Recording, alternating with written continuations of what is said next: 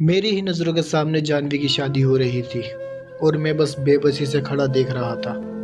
फेरों के वक्त जब उसने आंसू भरी नज़रों से मेरी तरफ देखा, मैं उससे नज़रें नहीं मिला सका और फिर वो नफ़रत भरी नज़रों से मुझे देखने लगी। शायद उसे आखिरी फेरे तक यही यकीन था कि मैं ये शादी नहीं होने दूंगा, पर मैं मजबूर था। मैं पलट कर खड़ा हो गया क्योंकि उससे नज़रें मिलाने की हिम्मत मुझ में नहीं थी। मैं वहाँ से बाहर निकलने लगा तभी मेरे दोस्त काशी ने मुझे रोका। अब भी टाइम है अरुण, एक बार और सोच ले। वो ज़िंदगी भर तुझसे नफ़रत करेगी। क्या तू वो बर्दाश्त कर पाएगा? जानता हूँ मैं ये बर्दाश्त नहीं कर सकता, पर मैंने ये सब अपने लिए नहीं, उसकी खुशी के लिए किया है। मैं तो उसे खुश देखना चाहता हूँ यार, पर मैं अब क्या करूँ, बहुत तकलीफ़ हो रही है मेरा भाई। मुझसे बर्दाश्त नहीं हो रहा है कि जानवी किसी और की हो रही है, जबकि इसका ज़िम्मेदार भी मैं ही हूँ। मैं रोए जा रहा था, आंसू थमने का नाम नहीं ले रहे थे। मैं कितनी भी कोशिश कर लूँ ये समझने की कि वो मेरी किस्मत में नहीं है, पर दिल नहीं मान रहा यार। मेरे भाई, मुझे यहाँ से कहीं दूर ले चल, वरना मैं समय से पहले मर जाऊँगा, मैंने तड़पते हुए कहा।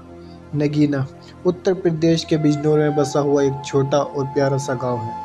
वो गांव जहाँ मेरा बचपन बीता है। उसी गांव में आज मैं सही से सांस भी नहीं ले पा रहा था। मुझे यहाँ घुटन हो रही थी।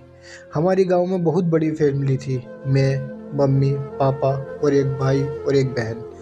पापा कम कमाते थे, पर फिर भी हम खुश थे। मैं कॉलेज में था। मेरे पापा के सिर्फ दो सपने थे। एक, उनका बेटा बीए में टॉप करे और दूसरा मुंबई के ताज होटल में चाय पीना। पर घर में कमाने वाले सिर्फ पापा ही थे और उनकी कमाई में घर का खर्च और हमारी पढ़ाई ही पूरी हो पाती थी। मेरे साथ के ज़्यादातर दोस्त मुंबई में ही काम करते थे, पर मैं पढ़ लिख कर अपने पापा का सपना पूरा करना चाहता था, इसलिए गांव में ही रहा। आखिर वो समय आ ही गया जब मैंने पूरे ज़िले में टॉप किया और कॉलेज की तरफ से मुझे 50,000 रुपये का इनाम भी मिला। मैं बहुत खुश था। मैंने पापा का एक सपना तो पूरा कर दिया था। अब बारी थी उनके दूसरे सपने को पूरे करने की, क्योंकि कॉलेज से जो पैसे मुझे मिले थे उनसे वो सपना भी आसानी से पूरा हो सकता था। मैं घर पहुंचा और सबको बताया कि मैंने टॉप किया है। पापा खुशी से फूले नहीं समा रहे थे। उन्होंने बहुत प्यार से मेरे सिर पर हाथ रखकर कहा, मुझे अपने बेटे पर गर्व है। पापा ने गर्व के साथ कहा। फिर मैंने पापा से कहा कि पापा, अब आपका दूसरा सपना पूरा करना चाहता हूँ, और ये सपना भी पूरा होगा अभी, क्योंकि ये रहे हमारे मुंबई के टिकट। जिसे देखकर मम्मी के साथ साथ दोनों भाई बहन भी खुशी से चिल्ला उठे, ये हम भी मुंबई जाएंगे। पर पापा खामोश थे। मैंने पापा की तरफ देखा। क्या हुआ पापा? पापा की आंखें नम थी। क्या हुआ पापा, ये आंसू क्यों?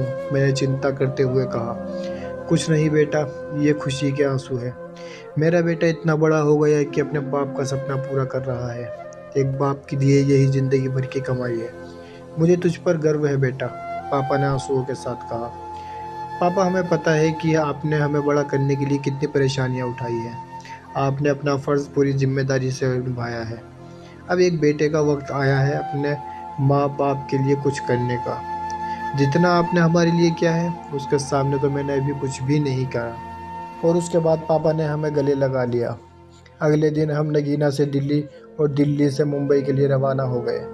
करीब 24 घंटे का सफ़र तय करने के बाद हम मुंबई पहुंचे।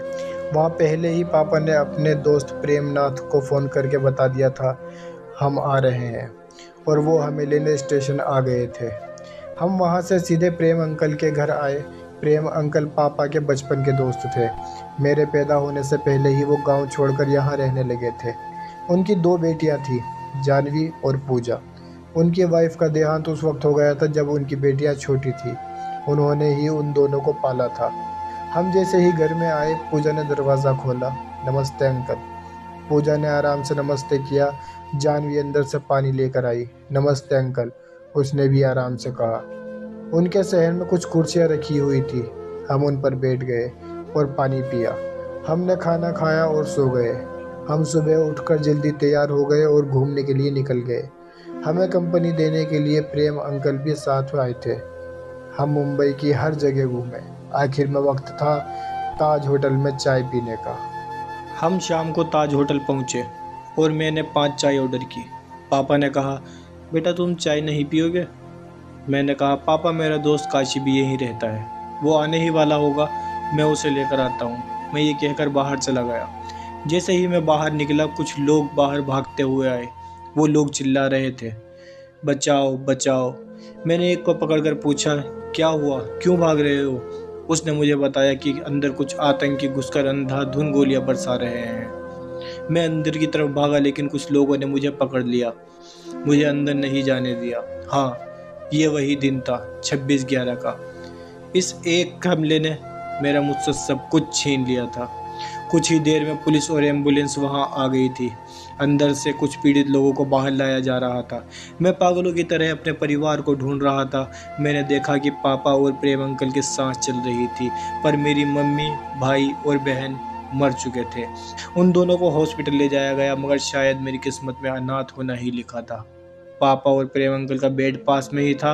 पापा ने प्रेम अंकल से मेरा ख्याल रखने का वादा लिया और हमें छोड़कर चले गए। मैं जोर जोर से रो रहा था, पापा काश मैं आपका ये सपना पूरा ना करता। आपको अगर ये कहानी पसंद आ रही है तो हमारा चैनल सब्सक्राइब ज़रूर कर लें, वीडियो को लाइक कर लें और हमारे इस कहानी के अगले पार्ट का इंतज़ार करें। जल्द ही हम इस कहानी का अगला पार्ट रिकॉर्ड कर आपके लिए लेकर आएंगे। धन्यवाद।